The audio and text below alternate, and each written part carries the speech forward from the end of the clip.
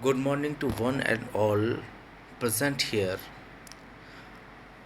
I, Dr. Vinod Kumar Perwa, Associate Professor, Department of English, Government College, Bandugui. I am here to teach, be about second year's first paper, Strings of Poetry. In this Strings of Gold, the collection of poetry is all about the Romantic era. The major poets in this era are mainly deployed in our BA Part second year's poetry. So, before to start BA Part second year's poetry, I would like to give a small information about Romanticism. Before to start Romanticism, I would like to uh, give an era about Romantic period. The Romantic period is almost 1800 to 1890. It is an era of intellectual movement which was originated in, to say, Europe. It is a wonderful zone, or to say, an era which understood broadly a break from the guiding principles of the Enlightenment, which established the region as the foundation of knowledge. The Romantic movement emphasized on the importance of emotional sensitivity and individual subjectivity. For the Romantics, imagination rather than reason was the most important faculty. Today, Romantic genre is mostly associated with the large scale painting.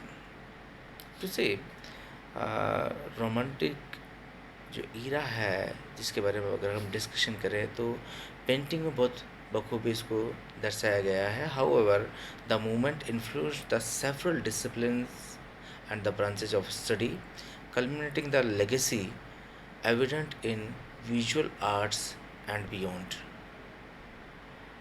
The major characteristics of Romanticism are, these are the six major characteristics of Romanticism. These are the celebration of nature, focus on individual spirituality, celebration of isolation and melancholy, interest in common man, idealization of woman and personification, and pathetic fallacy. It is a wonderful thing to elaborate or hear जिन छह बात जो कि discussion romantic poetry के अंदर ली गई है उनमें जो पूरा फोकस है वो नेचर को लेकर के है और नेचर के साथ साथ व्यक्तिगत जो शुद्धता है स्पिरिचुअलिटी है उसको यहाँ पर डिप्लॉय किया गया है. इसके अंदर सबसे ज़्यादा जो सेलिब्रेशन किया जाता है वो एकांतवाद का या कह सकते हैं कि अकेलापन का और उदासी भरे एटमॉस्फेयर को यहाँ पर बहुत क्लियरली रिप्रेजेंट करने की कोशिश करते हैं पोइट्स. उनका जो इंटरेस्ट है वो कॉमन मैन के अंदर है. यहाँ पर इलीट फैमिलीज की तरफ नहीं है, इलीट वर्क की तरफ नहीं है.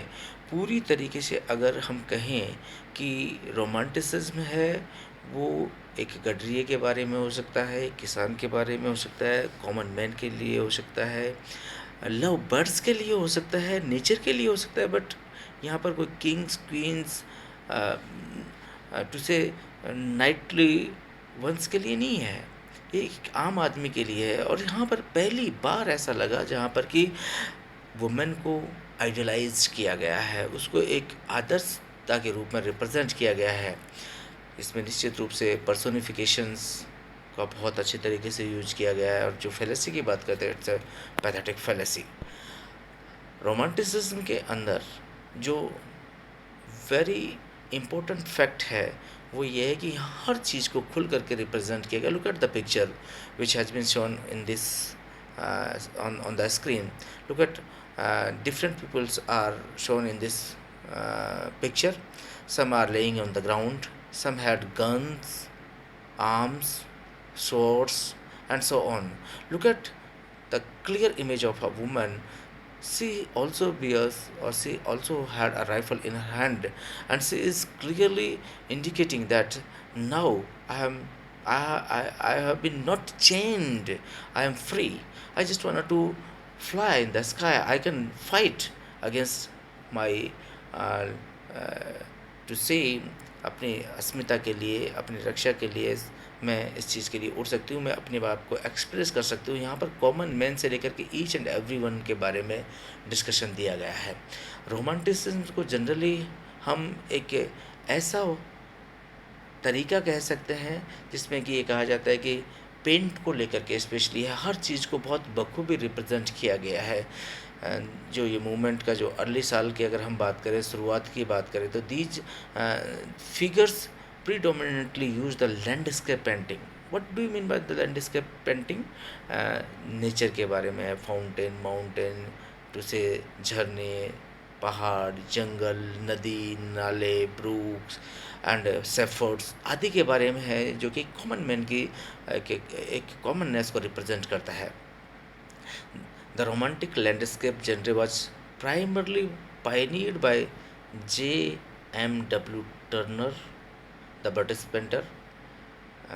He is also known one of the most important, or to say the very well known painter in the history of English literature, and his paintings are sold very high in cost.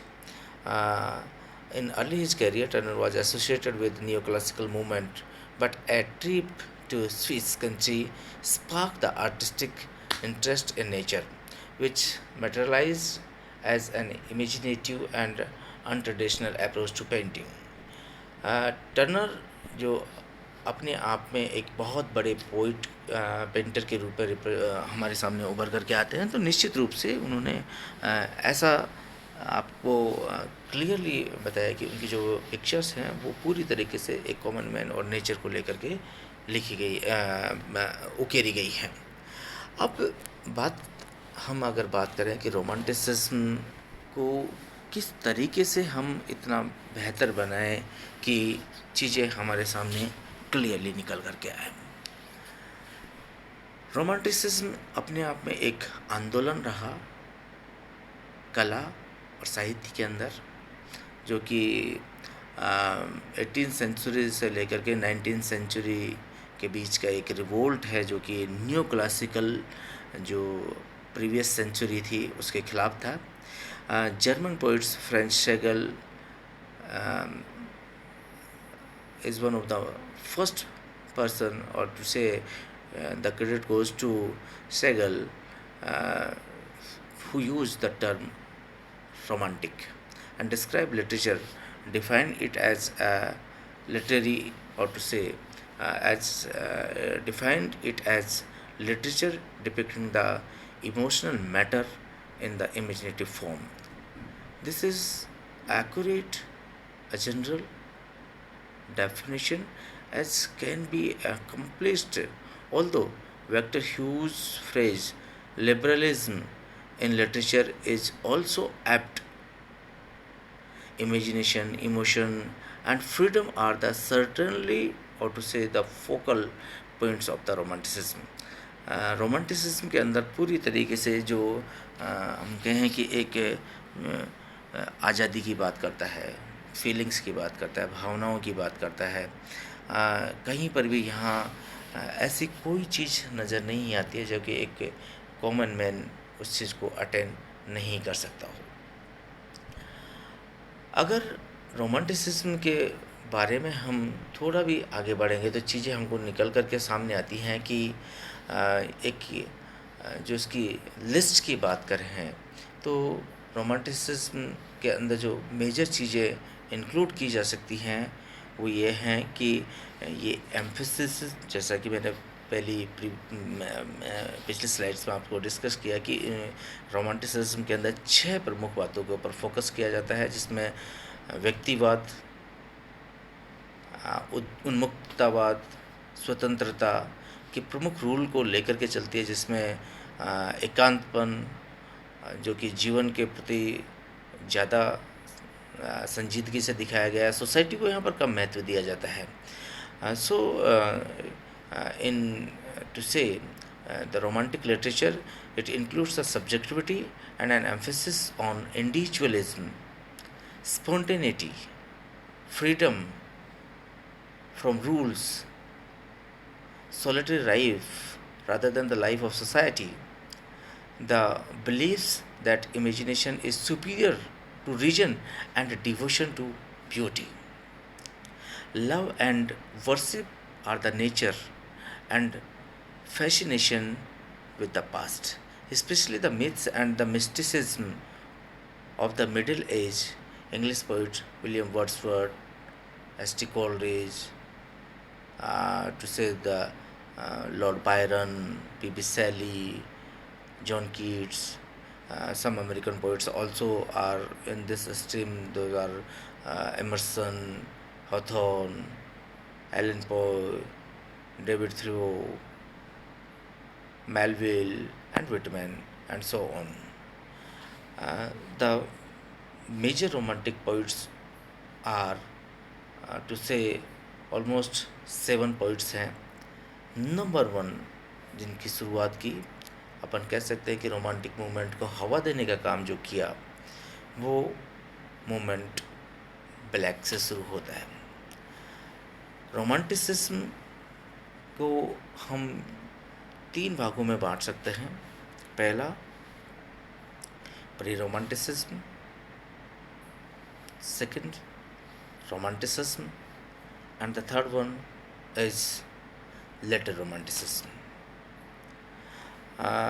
Pre romanticism के अंदर हम Thomas Gray और black को ले सकते हैं. And romanticism के अंदर हम वर्ड्सवर्थ, कोलरिज आदि को ले सकते हैं. और उसके बाद में जो लेटर में है, कीट्स और शैली, और जो जर्मन जी बायरन है, बर्न्स है, इनको ले सकते हैं. बट जो रोमांटिक पीरियड, और टू से कि जो मेजर रोमांटिक पोइट्स है, उनमें विलियम ब्लेक, जो कि 1757 से लेकर के 1827 तक ऑलमोस्ट इन्होंने अपना लाइफ को लीड किया. So after him followed by William Wordsworth, 1770 to 1850. After that, S.T. Coleridge, he was to say the colleague of William Wordsworth. William Wordsworth and S.T. Coleridge jointly write a collection of poems, the lyrical ballads, and many more. John Keats, 1795 to 1821. He is one of the most youngest poet in the history of English literature, who wrote a wonderful poetry in Romantic era. P.B. Shelley, he was also one of the decent poet who died in the early age of, to say, 30. Keats was the youngest one, who died only in the age of 26. But overall romantic era है, अपने आप में एक landmark है in the history of English literature. G Byron was also one of them, who was born in 1788 and died in 1824. Robert Burns, the later romantic poet, who was, or to say, was born in 1659 to 1796, the early romantic ones. To say, the Burns, Black, Wordsworth, Coleridge, and the later ones, all these ones अच्छा, burn, black, Wordsworth, Coleridge, ये सबका period 1790 to 1830 के आसपास रहा। And इनके greatest works जो इस दौरान लिखे गए, these are the greatest era, the age of revolution. Romantic era के बारे में हम जब डिस्कस करते हैं तो इसको हम एज ऑफ रेवोल्यूशन कह सकते हैं, क्योंकि इन्होंने इस ड्यूरेशन में रोमांटिसिज्म ने या रोमांटिक एरा ने सारी जंजीरों को, सोसाइटी को तोड़ करके एक नया लैंडमार्क एस्टेब्लिश किया। Romantic poets were only a small part of much larger cultural movement. This movement affected whole Europe and America. The great painters such as David uh, uh, and many more composes the biggest ideas and to say present a great atmosphere. Before to start the romantic poets, I would like to give a detailed information about the French Revolution. French Revolution is one of the most important figure in which to say revolution begins with one of the to say it is a different way which is going to say जो एक राह चल रही होती है उससे हट करके एक नया एक लैंडमार्क एस्टेब्लिश करते हैं, उसके लेकर के यहाँ पर है। रिवोल्यूशन किसी भी चीज़ का हो सकता है, जो चीज़ें सोसाइटी में हैं उनको हट करके एक नया आपको चीज़ को रिप्रेजेंट करना चाहें तो वो निश्चित रूप से इसके बारे में आपके सामने आ सकता है। तो ये फ्रेंच रेवोल्यूशन के बारे में कहा जाता है कि it was actually started 1789 and it is almost to say it was the beginning. And जो फ्रेंच रेवोल्यूशन है इसने दुनिया की दिशा और दशा दोनों को कम्प्लीटली चेंज कर दिया गया। ये एक राइट था जो कि मैन एंड द सिटीजन्स को लेकर के था, जिसमें आज़ादी की बात कही गई थी। रिवोल्यूशनरी फैक्ट्स जो थे वो चेंड से अनचेंड होने का था। French revolution almost it was continued till 1799। इसमें न्यू पॉलिटिकल आइडियाज़ जनरेटेड हुए from these wars emphasized equality, brotherhoodship, liberty, to say freedom, equality, right to express, right to speak, right to live, right to all the. It was a revolution against common man's rights. The revolution was promised a great future for art, humanity in a free society. This excited the romantic poets and reflected in the theme of their poetry, especially in the poems of Blake, Wordsworth and Shelley. French revolution ने जो दिशा और दशा दी उसमें वही 6 चीज़ें फिर दोबारा से निकल करके आई जो कि रोमांटिक पोइट्स की सिग्निफिकेंट कैरेक्टरिस्टिक थी, सिग्निफिकेंट उनके आइडियाज़ थे। द फीलिंग ऑफ एम्पैथी, समानता का भाव, किसी को दुख नहीं देना, किसी को तकलीफ़ नहीं देना, पूरी तरीके से एक ऐसा माहौल रिप्रेजेंट करना जिससे कि हर एक को लगे कि उनके साथ समानता का व्यवहार हो रहा है। Respect for the people of the lower economical और लोअर इकोनॉमिक क्लासेस, कि यहाँ गरीब है उसके प्रति भी उतना ही सम्मान है, अमीर है उसके प्रति भी उतना ही सम्मान है, और जो कॉमन मैन है उसके प्रति भी उतना ही सम्मान है। People are generally good even though society can be cruel and degrading. Degrading.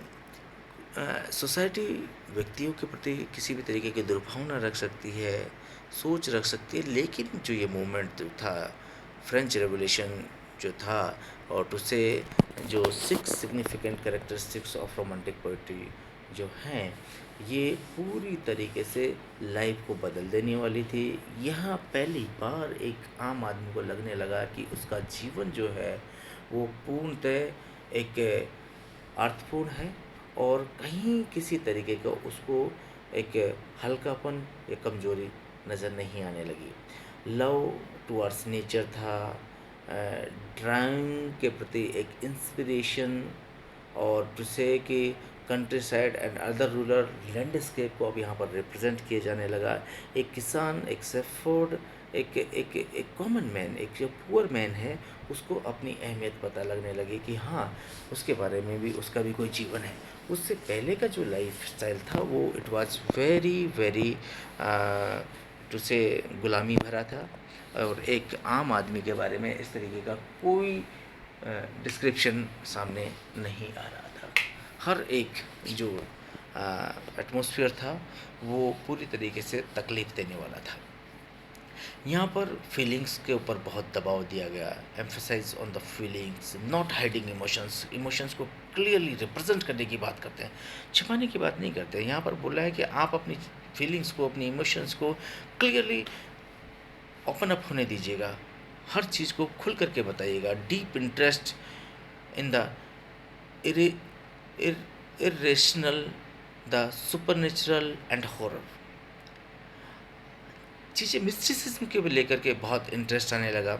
चीज़ों को दिखाने के लिए लोगों को एक रहस्य में, नेचर के प्रति लोगों का एक जो इरादा था, जो कि nature is a mysticism, the full of mysteries, तो उसके प्रति अब जागृति होने लगी। लोगों को लगने लगा कि हाँ, नेचर भी कोई एक पार्ट है। Imagination is a rare gift that seizes the moment. निश्चित रूप से जो इमेजिनेशन है वो अपने आप में एक लैंडमार्क एस्टेब्लिश किया रोमांटिसिज्म के लिए, जहाँ पर कि रोमांटिसिज्म एक तरीके से रुक करके रह गया, सीज करके रख दिया उसको। इस दौरान जीवन इतना आसान नहीं था पोइट्स का। Way it was a very difficult period for the poets who were in this John, और टू से रोमांटिक जो पीरियड के पोइट्स थे उनका आसान जीवन नहीं था। One of the key idea of the romantic poets was respect for the simple people. जो पोइट्स जितने भी हुए उनका एक ही मोटो था कि कॉमन मैन के प्रति सच्ची श्रद्धा, श्रद्धांजलि, to respect, to pay homage towards the common man and uneducated country folk, which they upheld to be more noble, honorable than the rich ones। कि ठीक है, एक पैसे वाले को, रिच को, पावरफुल पर्सन को तो हर कोई रिस्पेक्ट देता है। एक कॉमन मैन को अगर रिस्पेक्ट मिलेगा तो निश्चित रूप से ये उनके लिए एक सच्ची श्रद्धांजलि होगी, और एक आम व्यक्ति जो है, आम व्यक्ति को ये एहसास होने लगा कि हाँ, उसका भी अपना कुछ वजूद है, और इस सोसाइटी के अंदर उसका भी एक अपना महत्व है। पहली बार रोमांटिक पोइट्स ने एक कॉमन व्यक्ति को इस चीज़ का एहसास दिलाया कि हाँ, आपका होना हमारे लिए बहुत महत्वपूर्ण है, और हम आपके ऊपर नहीं है बल्कि आप हम सबके ऊपर हैं।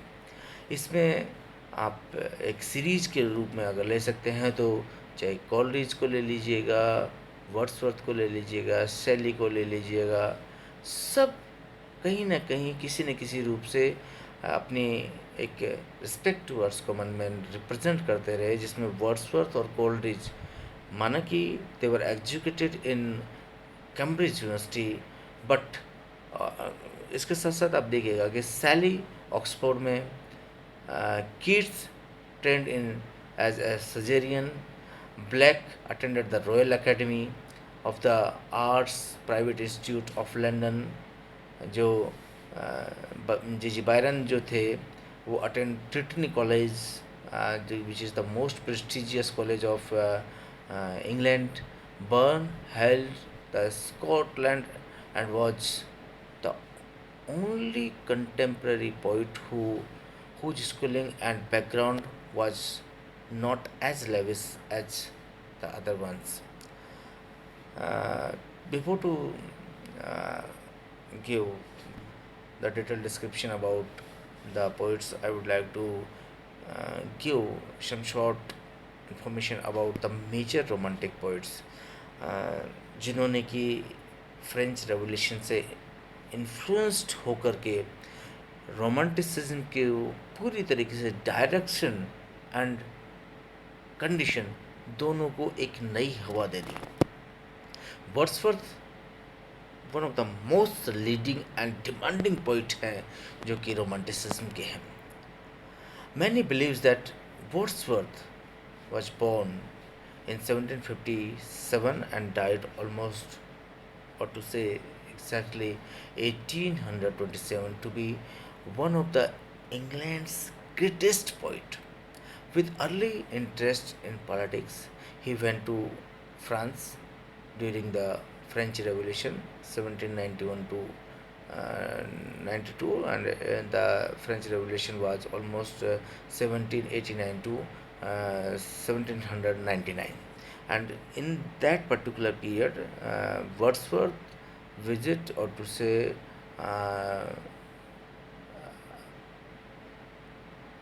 to say he uh, meet with the people of to say the Highland laws and many other figures जो कि उन्होंने अपनी पोइम सॉलिटरी पर एंड मैनी अदर्स पोइम्स के अंदर रिप्रेजेंट किए. दो वर्ड्सवर्थ अपनी सिस्टर डोरथी के साथ में इस विजिट पर था.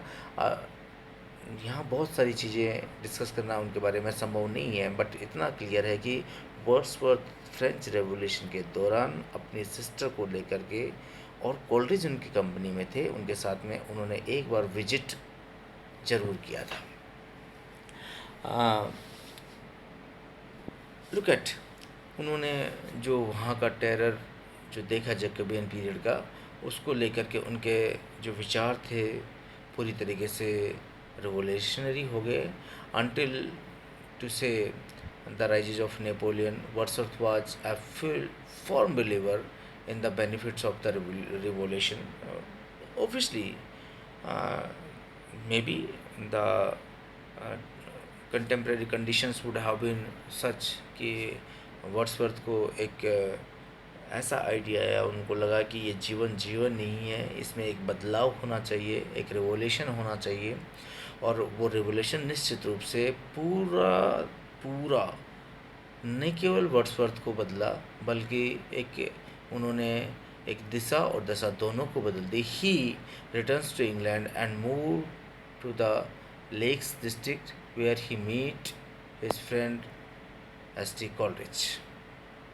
Coleridge, the close intimate friend of William Wordsworth, he also born in 1772 and died in 1834, was the most productive and influential of the Romantic poets. He wrote his best works during the time of friendship with William Wordsworth.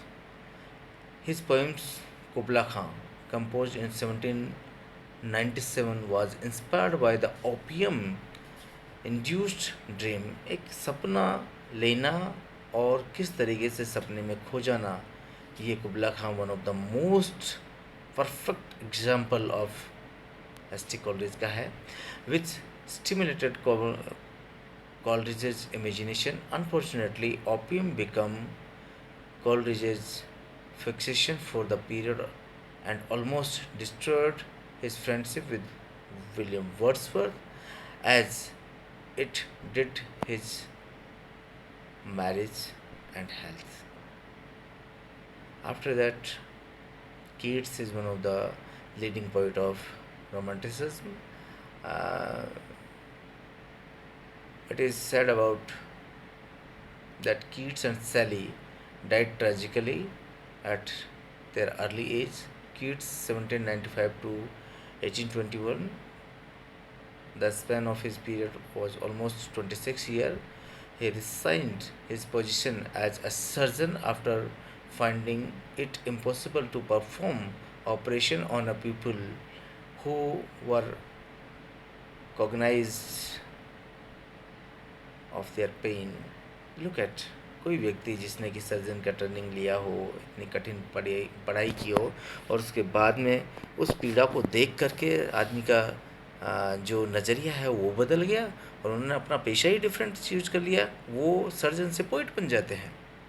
He moved to Italy hoping warmer weather might improve his health. Uh, in Italy, he was inspired to write his greatest work. He succumbed to tuberculosis in the age of 30. He died because of tuberculosis. TB, he got TB, and to say, in early age, he became one of the most leading poet in the history of English literature, and he is a major romantic poet. Gigi Byron, Lord Gerard Byron, considered one of the England's greatest poet, 1788 to 1824, was born into English aristocracy. He was not belongs.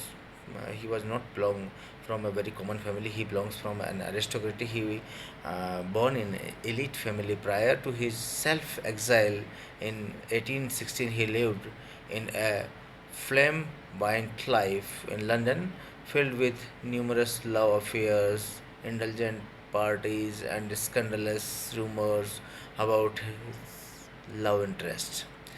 Byron left England for Italy to escape the um, castigations of England's society. Uh, it was here he met Sally, though Mary and her sister Claire. Um, he also had love affair with them.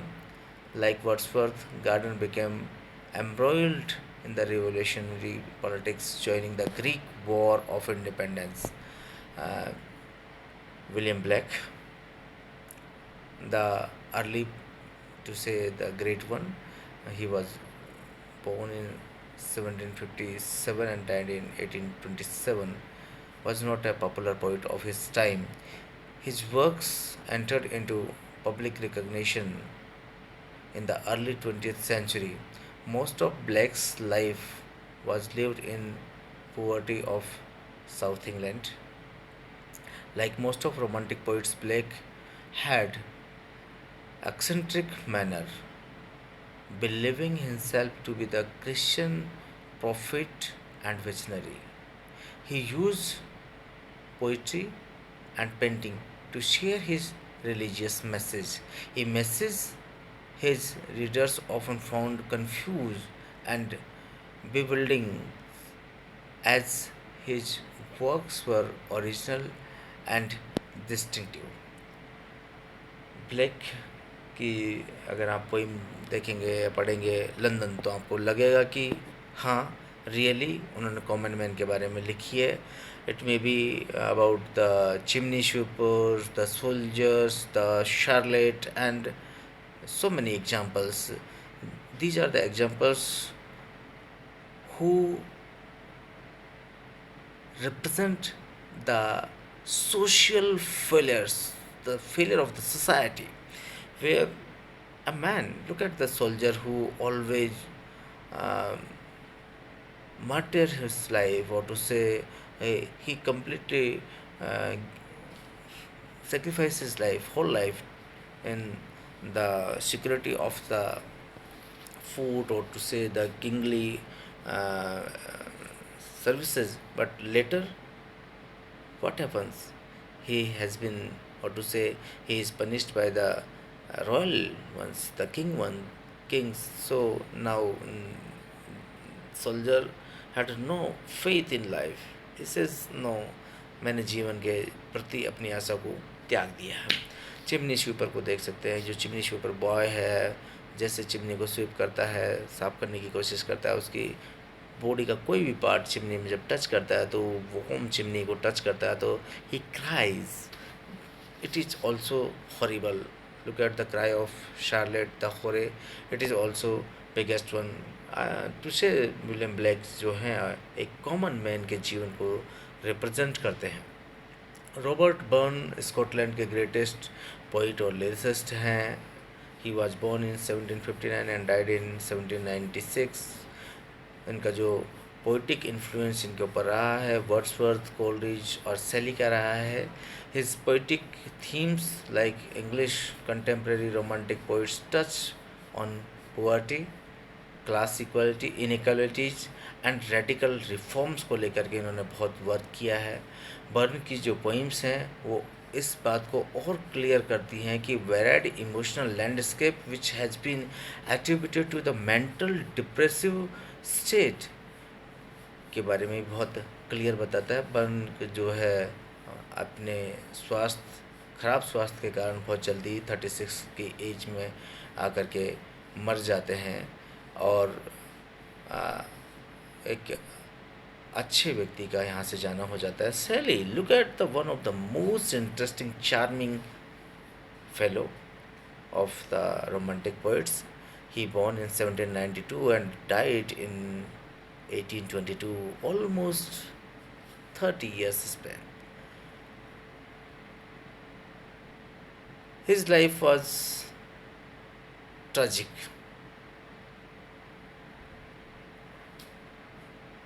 Not only tragic to say, emotionally वो बहुत charge थे, जीवन के प्रति बहुत आशान्वित थे, but जो उनका जीवन है बहुत आसान नहीं रहा। Life was taken tragically in a storm while selling his schooner in Italy. जब वो स्कूनर चला रहे थे तो उनके साथ में एक ट्रेजिडी हुई। Shelley lived an emotionally charged life, expelled from Oxford, writing and distributing an essay supporting atheism. Sally chose to live on the whim of emotions. He eloped to Scotland with his first wife, Harriet, at the age of 19. Harriet was just of 16. He saw his role in their elopement perhaps as that of a knight of shining armor, rescuing the young students from a life she abhorred. Sally was not content with his marriage and continued to have other female dalliances. Sally married Mary Wollstonecraft, better known as Mary Shelley, famous author of the Gothic novel. With friends, they traveled abroad and met up with Lord Byron. Uh, they were the great important poets of romantic era. अब एक summary के रूप में अगर हम बात करें तो रोमांटिसिज्म एक ऐसा लिटरेरी मूवमेंट था जो 18 शताब्दी के ख़त्म होते होते शुरू हुआ और ऑलमोस्ट जो इसकी अंत हुआ वो 19th सेंचुरी के मिड में जा कर के हुआ। इसने बहुत कुछ लोगों को इन्फ्लुएंस किया, marked by the focus on the individual, respect for the nature and the primitive and celebration of the common man. Romanticism can be seen as a reaction of huge changes in society that occurred during the period, including the revolutions that burned through countries like France and the United States, ushering in grand experiment in democracy. Romanticism no doubt अपने आप में एक ऐसा scale रहा जिसको लेकर के एक लैंडमार्क हुआ, चेंजेज हुए, जीवन बहुत आसान हो गया। तो रोमांटिक पोइट्स जितने भी रहे उन्होंने कॉमन मैन के बारे में सोचा, कॉमन मैन के बारे में चर्चा की और रोमांटिक मूवमेंट अपने आप में एक सोसाइटी को आईना दिखाने वाला था कि जो एक दिखावा है, बूस्ट ऑफ हेराल्ड्री है, उसको बिल्कुल ग्राउंड लेवल पे ला के रखा कि एक आम आदमी अगर है तो जीवन है, अगर वो नहीं है तो जीवन नहीं है। आप जो एलीट फैमिलीज हैं, जो नाइटहुड मैन्स हैं, जो रॉयल्टीज हैं, जो किंगशिप्स हैं, ये सब all are because of common man. So first and foremost, the top priority should be the common man. If you respect common man, you will find great happiness, and to say the great opportunities you to say progress day and night. No doubt somebody says that कि किसी भी चीज़ को पाने के लिए इतनी शिद्दत से मेहनत कीजिए कि वो आपकी अपनी होके रह जाए। किसी ने बहुत क्लीनली कहा है कि पंखों से कुछ नहीं होता, हौसलों से उड़ान होती है, और मंजिल उन्हीं को मिलती है जिनके सपनों में जान होती है। बहुत क्लियर मैसेज है कि मंजिल उन्हीं को मिलती है जिनके सपनों में जान होती है, पंखों से कुछ नहीं होता, हौसलों से उड़ान होती है। मतलब बहुत क्लियर है कि अगर एक आम आदमी का हौसला बुलंद होगा तो निश्चित रूप से वो हमारी सोसाइटी को बहुत हाइट्स पर ले जा कर के रखेगा। Thank you very much. It has been a wonderful experience with the